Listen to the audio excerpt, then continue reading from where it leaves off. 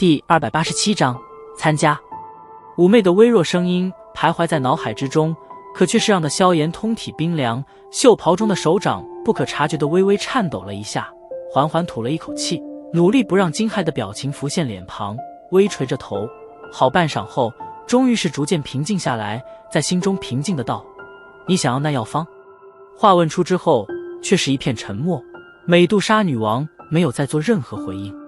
眉头缓缓皱起。萧炎再次在心中呼喊了几声，可那依然如石沉大海一般，如此试探了几次，只得选择了放弃。手指曲卷着弹在桌面上，心中逐渐地盘转了起来。融灵丹的效果是让灵魂与肉体相融，而那美杜莎女王如此在意，自然是因为她和吞天蟒间的缘故，这点萧炎倒是极为清楚。不过，如果真的让美杜莎女王得到了融灵丹，